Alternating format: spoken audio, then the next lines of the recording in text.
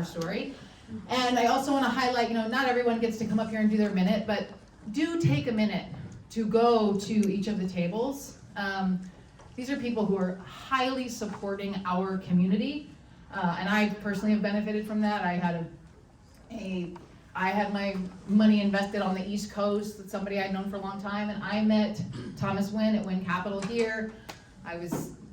It took me a long time to make that move, but I kept seeing him here. He was great. I heard about him through Doug. He's been fantastic.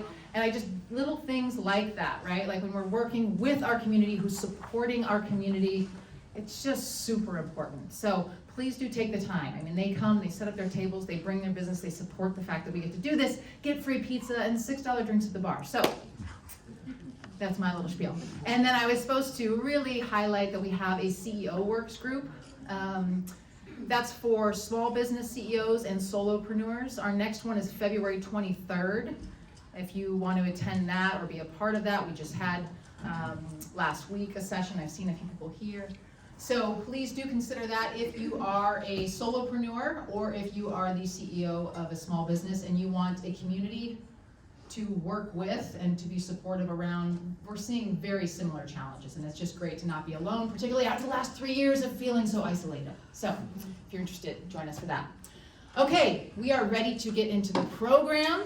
Our next presentation is about our climate plan. She's the only one who gets 10 minutes tonight. That's no small thing. Tiffany Wise West, please come up and share. I'm Tiffany Weiswest. I'm the Sustainability and Climate Action Manager for the City of Santa Cruz, and I want to thank Santa Cruz Works for this opportunity to share with you two really big topics. One, emissions mitigation, climate action, and climate adaptation. So they wanted me to fit in both of these things in 10 minutes. They're huge topics, so we're really just going to scratch the surface here. This is the clicker. Oh yes, sorry. That's it. So let's jump right into it. And what I work on, I work with the community and all of the departments within the city on these two topics, emission mitigation and climate adaptation, or how we deal with the impacts of climate change. So one thing you need to know is that we just adopted our 2030 climate action plan in September of last year. It was a big 2-year endeavor. Did anybody in the community provide input at any point on that in here? A couple hands? Okay, cool, right on. And we had two major targets that came out of that are listed here. Number one, our legal target that we're legally held to is to reach a 40% emissions reduction from 1990 levels by 2030. And we've already achieved 9% of that between 1990 and 2020. So we have a little ways to go. Why we call it our CEQA qualified target is that basically developers that come in, because we have this CEQA qualified target, if they follow our checklist that shows that their development is in alignment with our climate action plan, they get a streamlined environmental review process. So it's a win-win. We're guaranteed clean, green buildings, and they get a little bit reduced costs on their project. We have an aspirational target. We heard from our community and from our leadership, our city council, like, hey, we know that this minimum target that's aligned with the state, it's really not good enough. We really need to be accelerating if we want to stay consistent with what science tells us we need to do as far as our share of emissions reductions to keep global warming under 2 degrees Celsius so that we don't reach that tipping point. So we did adopt an aspirational voluntary target of carbon neutrality, no net emissions by 2035. The state's target right now is 2045, and it's under consideration bringing that forward a little bit. So those are our two major targets that we have for this plan. How are we going to get there? Well, through a variety of different measures. 70%, almost 70% of our emissions, at least our regulated emission sources by the state, come from, guess what, transportation, right?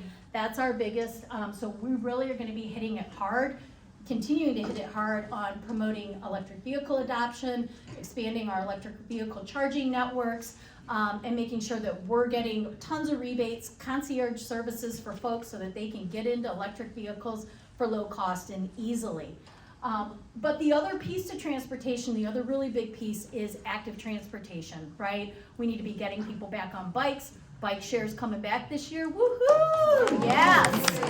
After a long delay. Bike share's coming back, so we have really high targets around increasing our bike mode share, which is one of the highest in the country right now, believe it or not. And then the other piece of that is transit, or buses and rail trail. And we know that there's a lot to be done there, but in order to unlock the emissions reduction benefits of what's called transit-oriented development, which is what our general plan calls for as far as the planning paradigm, you have to have good public transportation. And I know there's a lot of collaboration happening between the RTC and the Metro to really improve and make, you know, buses something that we actually want to ride. And in fact, I heard February 4th, it's right now it's a National Equity Transit Week. And this Saturday, you can ride the bus for free. So get on the bus, give it a try if you haven't done so already. So that's our big area. Our next big area, 24% of our emissions is in building energy usage. So because we get our electricity procured, 97% of us in our city, by Central Coast Community Energy, which is currently at 60% renewable energy. It'll be at 100% by 2030 or earlier. We're trying to electrify buildings. The city did adopt a natural gas prohibition in new construction 2 years ago. Been very successfully implementing that. Right now, we're working on the big toughy one, which is how can we convert existing buildings? I was at council last week. It's gonna be a tough slog, I gotta be honest with you, but it's something we gotta attack through potentially, you know, ordinances, but also heavily incentivized voluntary programs. We want to start with affordable housing. You know, let's get rid of those unhealthy gas-powered stoves that for folks that don't have vents in affordable housing. That's a good starting point, but we're chugging along on evaluating our options. We're supposed to have an ordinance coming to council by the end of the year. What we're hearing already is that grid sufficiency, so the ability for the grid to actually handle this, for PG&E to be able to do transformer upgrades, and the cost. Those are the biggies, right, that we need to overcome. So we'll be hopefully answering those questions over this next year, and I'd love for you to be engaged in that. We're gonna be out in the community doing a lot on that. The rest of it's around carbon sequestration, lots more trees. We got 3,000 trees to plant by 2030. Waste reduction, waste is 7% of our emissions. Everybody that lives in Santa Cruz got your new little pail, right? You're supposed to be putting your food scraps in so that we prevent that methane from going into the atmosphere. And then water efficiency is really about the more we can conserve, the less electricity we use. So all of that, if we can do everything that's in our plan, we've modeled that we can get to a 76,000 metric ton emissions reduction and meet that 40% reduction target.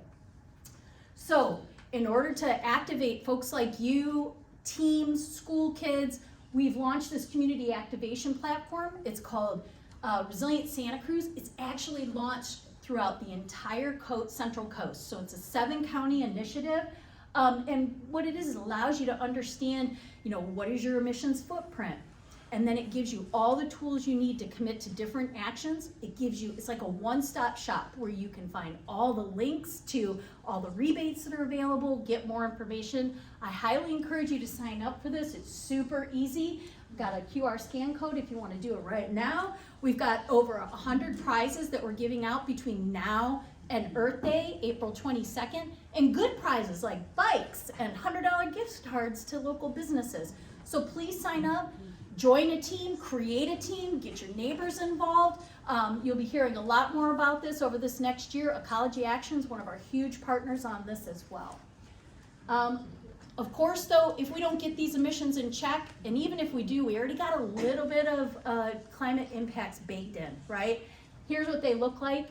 We already know that before even what happened with this big storm, we were estimating that we were experiencing $25 million per year in costs due to climate change in Santa Cruz alone. We know with this big storm, that's probably even more now. So I just want to talk about that really quickly. We did adopt our last climate adaptation plan in 2018. Since then, we embarked on something called Resilient Coast Santa Cruz, which is our sea level rise and coastal climate change initiative, where we did our first vulnerability assessment on sea level rise and had a couple products come out of that, one of which is the West Cliff Drive Adaptation and Management Plan. We're getting ready to update our climate adaptation plan this year with our local hazard mitigation plan and with what's happened with West Cliff Drive, which You know, we've got probably 5,000 tons of rock that eroded from our coastline. 50% of our coastline is armored. We need to continue the conversation. We are not done with the West Cliff Drive plan, although we're already implementing that plan. What's happened out on West Cliff Drive has changed things. It's accelerated. We weren't really expecting what happened here to happen for another 20, 30, 40 years. And so things are changed, and I invite you to be part of that discussion. Before I conclude, I should have put up QR scan tags. I'm sorry I didn't. If you're interested in what we've done so far, check out Resilient Coast Santa Cruz. We've got some really good visualizations that walk you through what are our impacts that we're expecting, what are our options, and gives you the opportunity to actually weigh in on them. We also have a really interesting storm damage video that's 5 minutes long. We did some drone imagery of what happened, and so check that out. And then lastly, we have a Sea Level Rise Explorer app that puts in your hands controlling what sea level rise looks like, gives you a couple options to consider down on Main Beach, and again, ask you what your preferences are. Always looking for feedback. Our work is highly data informed. You know, check out the West Cliff traffic controls. Many of you probably know we have one way, one lane on part of West Cliff Drive right now because of the damages, and a partial closure. This allows us to test these kinds of concepts like one lane, one way, to see if our community has shifted. We had no community consensus during the West Cliff Drive adaptation plan. With that, we are having a community conversation on February 13th about West Cliff Drive, about what happened out there, what we're doing about it for emergency response, and what's ahead. So I invite you to also take a picture of this so that you can go and type it in later, but I invite you to join that conversation. Also, you can get on our email list through the Resilient Coast webpage, and you can be notified about anything regarding coastal climate change and coastal management. So I think that's my 10 minutes. Yes, and that's what I've got for you. So thanks so much.